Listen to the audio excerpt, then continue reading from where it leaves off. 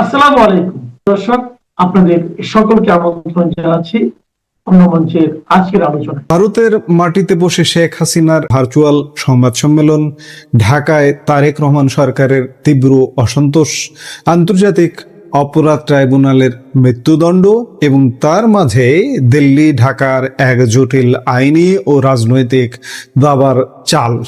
ক্ষমতাচ্যুতির পর শেখ হাসিনার রাজনৈতিক ভবিষ্যৎ কোন দিকে গড়াচ্ছে, আর এই ইস্যুর কারণে কি সত্যিই অনিশ্চিত হয়ে পড়ল বাংলাদেশের প্রধানমন্ত্রী তারেক রহমানের বহু প্রতীক্ষিত ভারত সফর?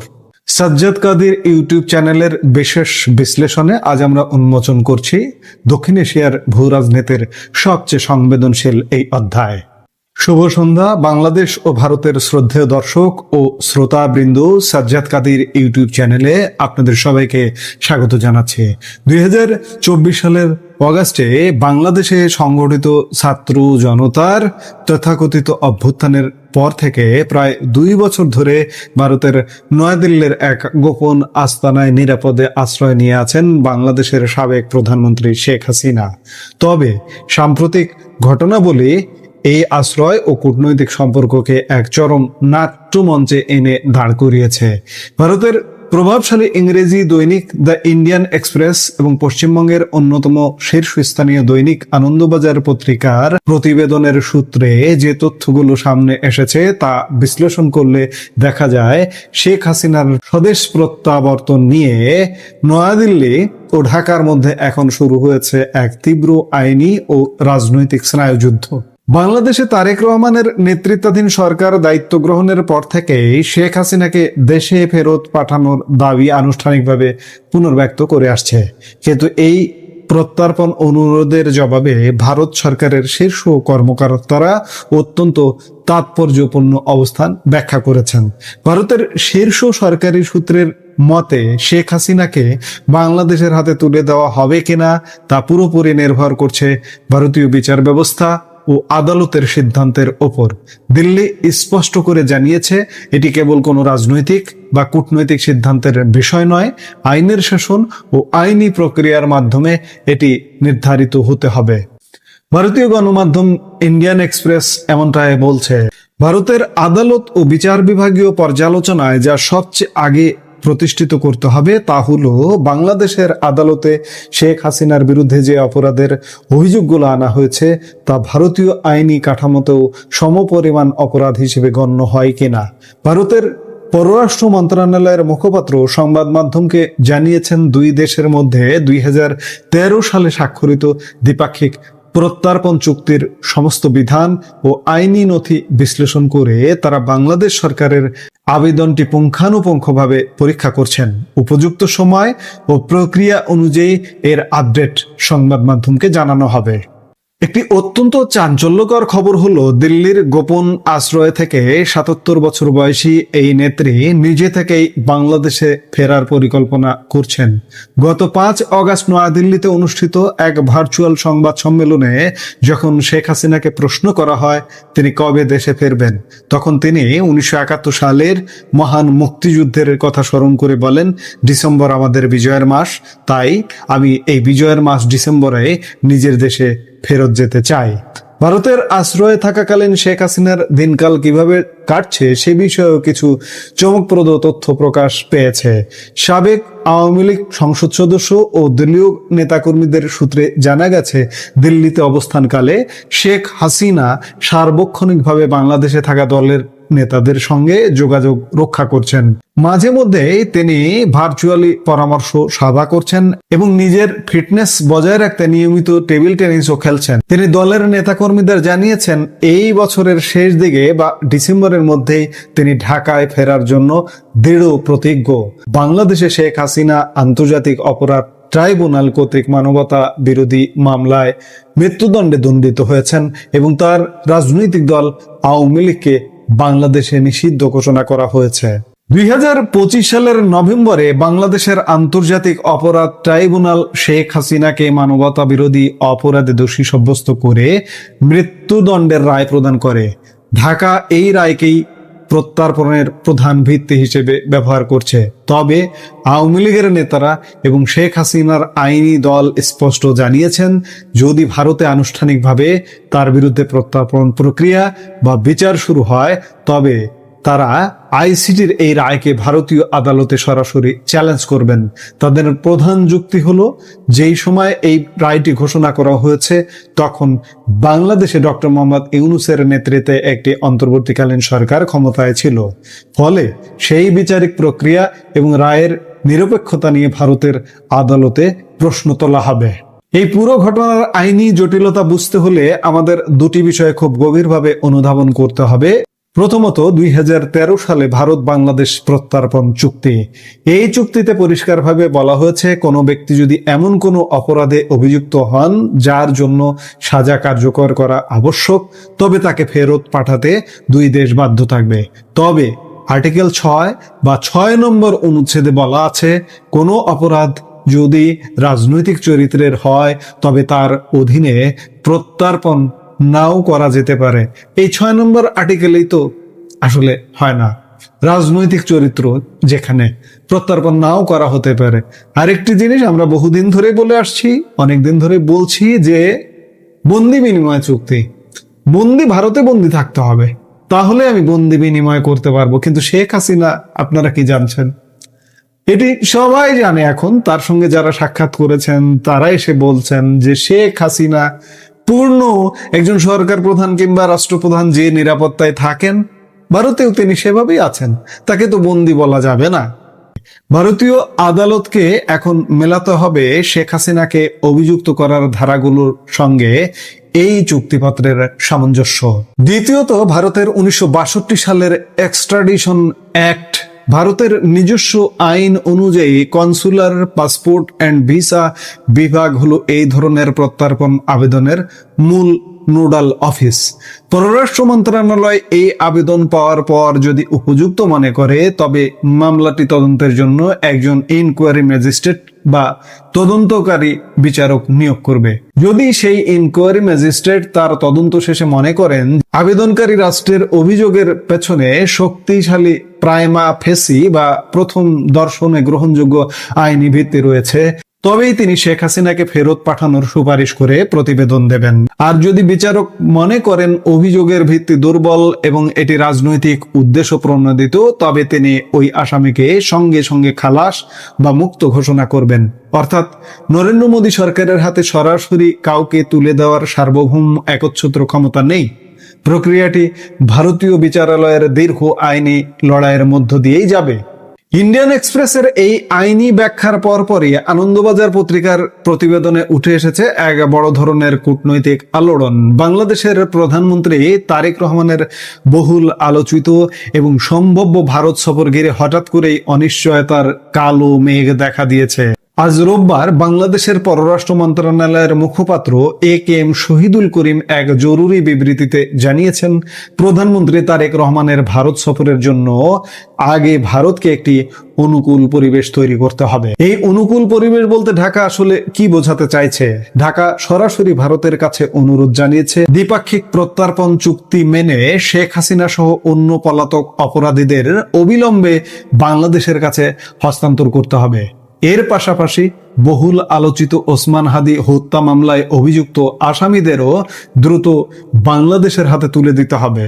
বাংলাদেশ পররাষ্ট্র মন্ত্রণালয়ের মুখপাত্র শহীদুল করিম স্পষ্ট ভাষায় বলেছেন, প্রধানমন্ত্রী তারেক রহমানের সম্ভাব্য ভারত সফর নিয়ে উভয় দেশ কয়েক সপ্তাহ ধরে নিরবিচ্ছিন্ন যোগাযোগ রক্ষা করছিল, কিন্তু আন্তর্জাতিক অপরাধ ট্রাইব্যুনালে দণ্ডপ্রাপ্ত শেখ হাসিনা গত 5 আগস্ট যেভাবে দিল্লিতে প্রকাশ্যে একটি রাজনৈতিক ও ভার্চুয়াল সাংবাদিক সম্মেলন করেছেন, তাতে এই দ্বিপাক্ষিক আলোচনার পরিবেশ মারাত্মকভাবে বিনষ্ট হয়েছে। ঢাকা এখন ভারতের এই উত্তরের জন্য অপেক্ষা করছে যে এই অনুকূল পরিবেশ বজায় রাখতে ভারত সরকার কি ধরনের পদক্ষেপ গ্রহণ করে। অথচ ঘটনা প্রবাহ কত দ্রুত বদলে গেল তা দেখলে সত্যি অবাক হতে হয়। মাত্র 24 ঘন্টা আগেই গতকাল শনিবার বাংলাদেশের শীর্ষস্থানীয় ইংরেজি সংবাদপত্র দ্য ডেইলি স্টারের একটি প্রতিবেদনে ইঙ্গিত দেওয়া হয়েছিল যে প্রধানমন্ত্রী তারেক রহমানের ভারত সফর প্রায় চূড়ান্ত হয়ে গেছে। কেবল দুই দেশের মধ্যে চূড়ান্ত তারিখ ও দিনক্ষণ নিয়ে আলোচনা বাকি। কূটনৈতিক সূত্রকে উদ্ধৃত করে দ্য ডেইলি স্টার এবং ভারতের শীর্ষ সংবাদ সংস্থা এএনআই দাবি করেছিল যে 20 থেকে 25 অগাস্টের মধ্যেই হয়তো তারেক রহমান ভারতে পা রাখতে পারেন। কিন্তু শেখ হাসিনার দিল্লির প্রেস কনফারেন্স এবং প্রত্যর্পণ চুক্তির শর্ত পালনে ঢাকার অনড় অবস্থানের কারণে মাত্র একদিনের ব্যবধানে ভারত বাংলাদেশ শীর্ষ পর্যায়ের এই কূটনৈতিক সফর ঘিরে সৃষ্টি হলো চরম ধোঁয়াশা। তারেক রহমানের ভারত সফর কি আসলেই হচ্ছে না বা ভেস্তে গেল, নাকি নেপথ্যে অন্য কিছু? আমি এখনো বলছি যে তারেক রহমানের ভারত সফর নিশ্চিতভাবেই হবে। সেটি এই প্রেসিডেন্ট নির্বাচনের ঠিক পরে নাকি সেপ্টেম্বরে সেটি এখনো নির্ধারিত হয়নি, তবে ভারত সফরটা হবেই, এছাড়া বিকল্প কোনো উপায় নাই। তারেক রহমানের ভারত সফরটা যাতে না হয় তার জন্য একদল বাংলাদেশি লোকজন উঠে পড়ে লেগেছে এবং বিদেশি শক্তি উঠে পড়ে লেগেছে, কিন্তু সব এই লেগে থাকাও ব্যর্থ করে দিয়ে তারেক রহমানের ভারত সফর হবে।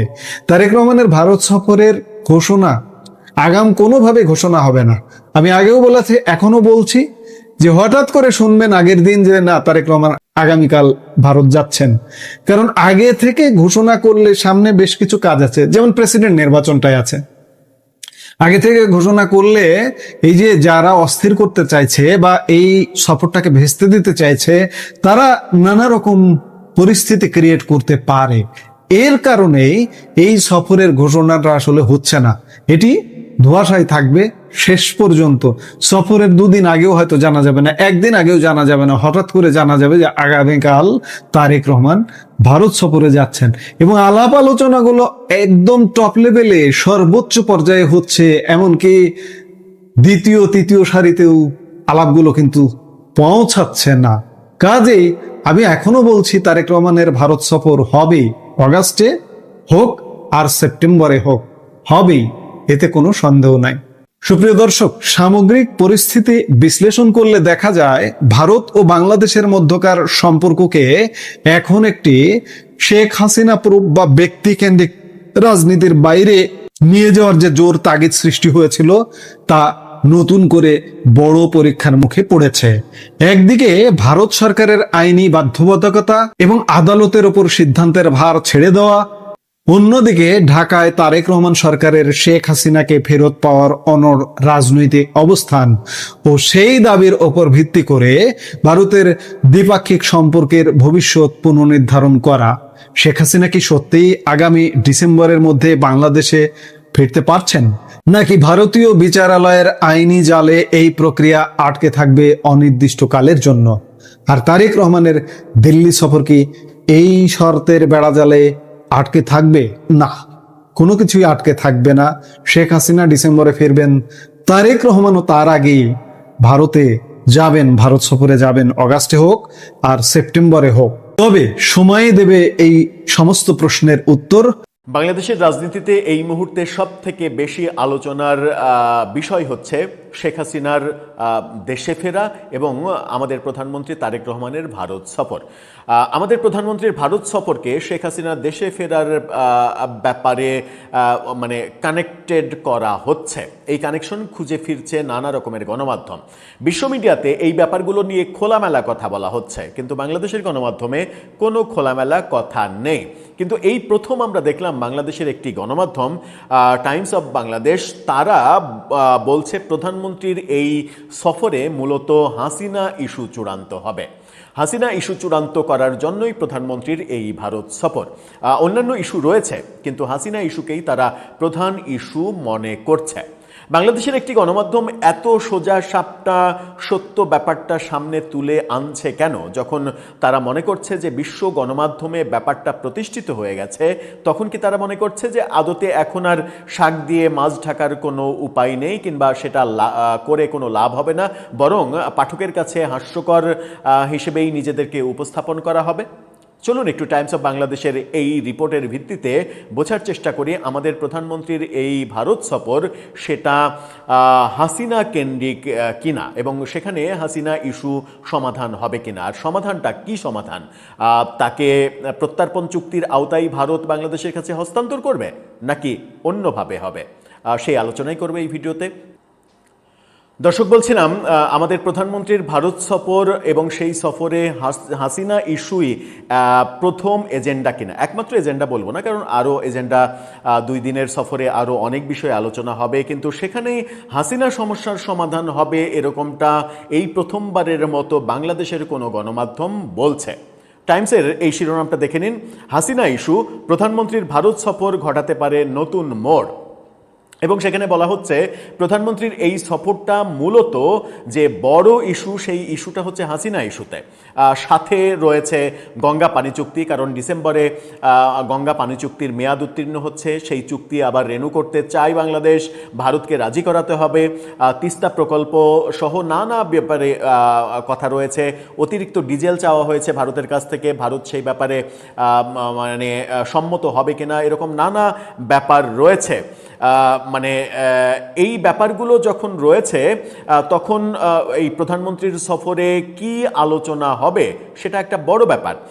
সেই ব্যাপারেই তারা বলছে যে এখানে মূলত হাসিনা ইস্যু নিয়ে আলোচনা হবে এবং হাসিনা ইস্যুর সমাধান করা হবে। সেখানে বলা হচ্ছে যে দ্বিপাক্ষিক সম্পর্ক থেকে হাসিনা ইস্যু আলাদা করা, সেটাও একটা বড় ব্যাপার রয়েছে। বলা হচ্ছে যে এখানে হাসিনাকে নিয়ে আলোচনার পাশাপাশি বাংলাদেশ এবং ভারতের যে বন্ধুত্বপূর্ণ সম্পর্ক, যে দ্বিপাক্ষিক সম্পর্ক, সেই সম্পর্কের মাঝে যেন শেখ হাসিনা ব্যক্তি ঢুকে পড়ে বাংলাদেশ ভারতের সম্পর্ক নষ্ট করতে না পারে, সেটাও একটা বড় পদক্ষেপ হতে পারে এই সফরে। এবং সেখানে বাংলাদেশ থেকে এই প্রস্তাব দেওয়া হবে যে আমাদের 2 দেশের সম্পর্কের মাঝে শেখ হাসিনা কোনো এক্স ফ্যাক্টর হয়ে দাঁড়াবে না, সেটাকে আমরা আলাদাভাবে মানে মিট আপ করবো। আলাদাভাবে যদি মিট আপ করতে চাই তাহলে কোন পদ্ধতিতে হবে?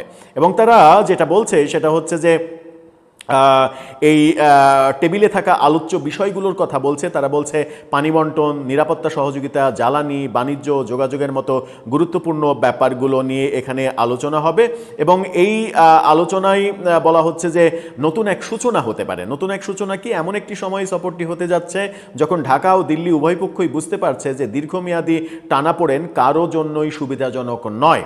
অর্থনীতি, জ্বালানি, নিরাপত্তা সহ নানা বিষয়ে এখানে আলোচনা করতে হবে। এবং এই ব্যাপারটাতে যেটা বলা হচ্ছে যে ভারতের পক্ষ থেকে শেখ হাসিনা ইস্যুতে স্পষ্ট বার্তা দেওয়া হয়েছে। সেই বার্তাটা হচ্ছে শেখ হাসিনার নিরাপত্তা। শেখ হাসিনার দেশে ফিরলে 2টা ইস্যু, একটা হচ্ছে শেখ হাসিনার নিরাপত্তা, পূর্ণ নিরাপত্তা দিতে হবে, এবং যাই করা হোক, শেখ হাসিনা ব্যাপার কিংবা আওয়ামী লীগ ব্যাপার যেটাই করা হোক, সেটা যেন আইনি কাঠামোর মধ্যে হয়। তার মানে কি, আন্তর্জাতিক অপরাধ ট্রাইব্যুনালে যে বিচারের প্রক্রিয়া চলছে, সেটাকে ভারত আইনি প্রক্রিয়া মনে করছে না, সেটা একটা বড় বিষয়। আইনি প্রক্রিয়া মনে করলে তো এই ভাষায় তাদের বলার কথা নয় যে আইনি প্রক্রিয়ায় সব কিছু হতে হবে। মানে তাহলে কি ভারতের কাছে আমাদের আন্তর্জাতিক অপরাধ ট্রাইব্যুনালের কার্যক্রম এটা প্রশ্নবিদ্ধ? তারা মনে করছে এটা ঠিকঠাকভাবে হচ্ছে না, এটা রাজনৈতিক প্রতিহিংসা চরিতার্থ করার জন্য হচ্ছে। এবং শেখ হাসিনার নিরাপত্তার ব্যাপারে কেন বলা হচ্ছে? শেখ হাসিনা ফিরলে তো তাকে গ্রেপ্তার করে কারাগারে নেওয়ার কথা, এবং তার বিরুদ্ধে যে রায়, সেই রায় বাস্তবায়নের দিকে সরকারের যাওয়ার কথা। তাহলে এখানে নিরাপত্তা আলাদাভাবে বিষয়টা আসছে কেন?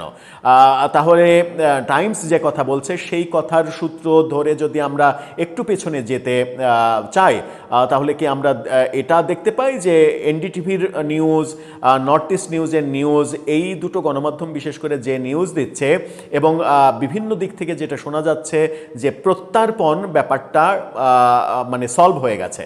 প্রত্যার্পণ হচ্ছে না, প্রত্যাবর্তন হচ্ছে, অর্থাৎ শেখ হাসিনা নিজেই ফিরছেন এবং এই ফেরার পেছনে ভারত এবং আমেরিকা সহযোগিতা করছে।